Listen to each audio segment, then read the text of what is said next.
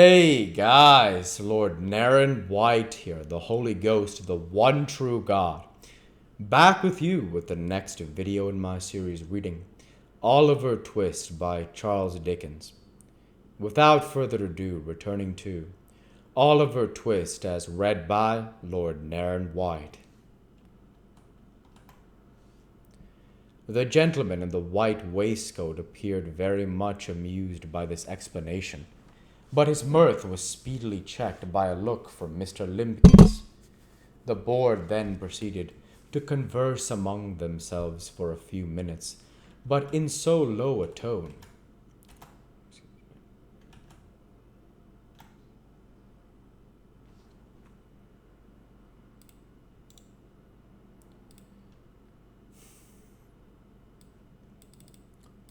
Sorry about that.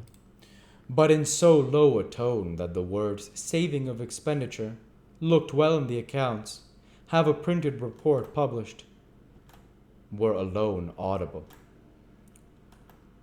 These only chanced to be heard, indeed, or account of their being very frequently repeated with great emphasis. At length the whispering ceased, and the members of the board having resumed their seats and their solemnity, Mr. Limbkins said, "We have considered your proposition, and we don't approve of it." "Not at all," said the gentleman in the white waistcoat. "Decidedly not," added the other members. As Mr. Gamfield did happen to labor under the slight imputation of having bruised three or four boys to death already, it occurred to him that the board had, perhaps in some unaccountable freak, taken into their heads that this extraneous circumstance ought to influence their proceedings. It was very unlike their general mode of doing business, if they had, but still, as he had no particular wish to revive the humor, he twisted his cap in his hands and walked slowly from the table.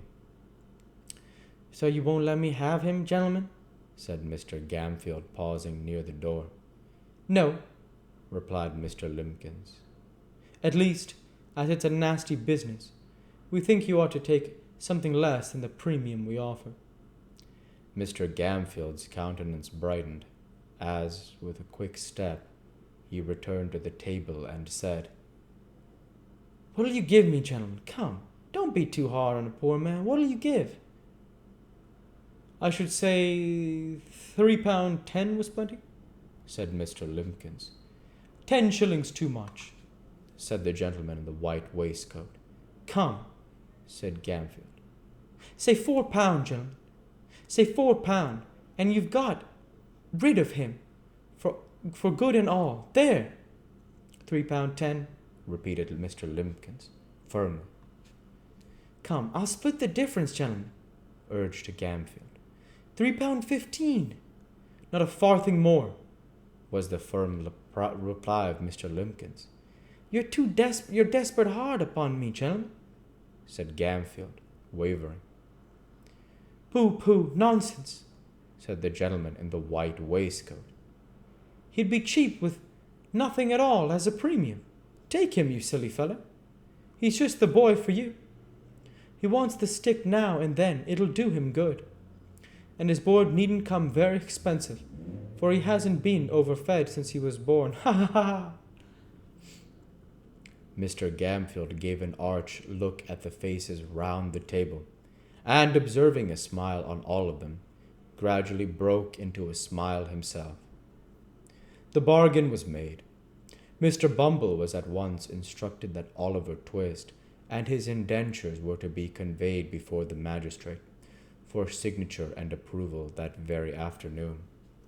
In pursuance of this determination, little Oliver, to his excessive astonishment, was released from bondage, and ordered to put himself into a clean shirt.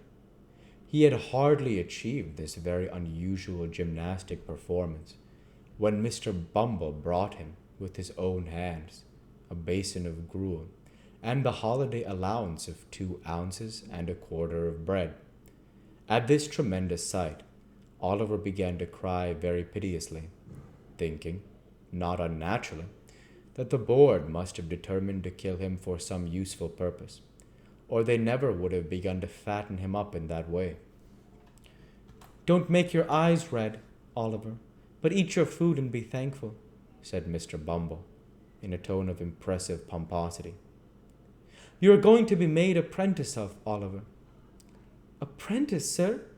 said the child, trembling. Yes, Oliver, said Mr. Bumble. The kind and blessed gentleman which is so many parents to you, Oliver. When you have none of your own, are going to prentice you and set you up in life and make a man of you. Although the expense to the parish is £3.10, Oliver, 70 shillings, 146 pences, and all for a naughty orphan which nobody can't love. As Mr. Bumble paused to take breath after delivering this address in an awful voice, the tears rolled down the poor child's face, and he sobbed bitterly. Come, said Mr. Bumble, somewhat less pompously, for it was gratifying to his feelings to observe the effect his eloquence had produced. Come, Oliver, wipe your eyes with the cuffs of your jacket, and don't cry into your gruel. That's a very foolish action, Oliver. It certainly was, for there was quite enough water in it already. On their way to the magistrate, Mr. Bumble instructed Oliver that all he would have to do would be to look very happy, and say, when the gentleman asked him if he wanted to be apprenticed, that he should look like it very much indeed, both of which injunctions Oliver promised to obey. The rather, as Mr. Bumble threw in a gentle hint that if he failed in either particular, there was no telling what would be done to him. When they arrived at the office, he was shut up in a little room by himself, and admonished by Mr. Bumble to stay there, until he came back to fetch him. There the boy remained, with a palpitating heart, for half an hour, at the expiration of which time Mr. Bumble thrust in his head, unadorned with the cocked hat, and said aloud, Now, Oliver, my dear, come to the gentleman. As Mr. Bumble said this, he put on a grim and threatening look, and added in a low voice, Mind what I told you, you young rascal. Oliver stared innocently in Mr. Bumble's face at this somewhat contradictory style of address, but the gentleman provided his offering any remark thereupon, by leading him at once into an adjoining window, the door of which was open. It was a large room with a great window. Behind a desk sat two old gentlemen with powdered heads, one of whom was reading the newspaper, while the other was perusing with the air of a pair of tortoise-shell spectacles a small piece of parchment which lay before him. Mr. Limbkins was standing in front of the desk on one side, and Mr. Gamfield, with a partially washed face, on the other, while 2 or 3 bluff-looking men in top boots were lounging about. The old gentleman with the spectacles gradually dozed off over the little bit of parchment, and there was a short pause, after Oliver had been stationed by Mr. Bumble in the front of the desk. This is the boy, your worship, said Mr. Bumble. The old gentleman, who was reading the newspaper, raised his head for a moment and pulled the other old gentleman by the sleeve, whereupon the last mentioned old gentleman woke up. Oh, is this the boy? said the old gentleman. This is him, sir, replied Mr. Bumble. Bow to the magistrate, my dear. Oliver roused himself and made his best obeisance. He had been wondering, with his eyes fixed on the magistrate's powder, whether all boards were born with that white stuff on their heads, and were boards from thenceforth on that account. Well, said the old gentleman, I suppose he's fond of chimney sweeping. He dotes on it, your worship, replied Bumble, giving Oliver a sly pinch to intimate that he had better not say he didn't. And he will be a sweep, will he?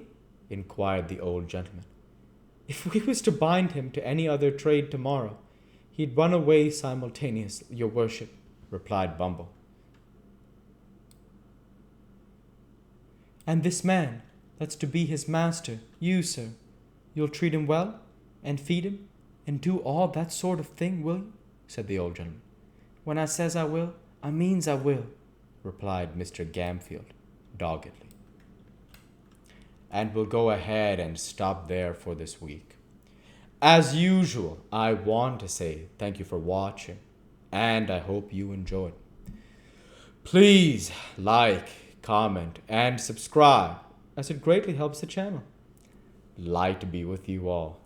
Take care, and thanks again.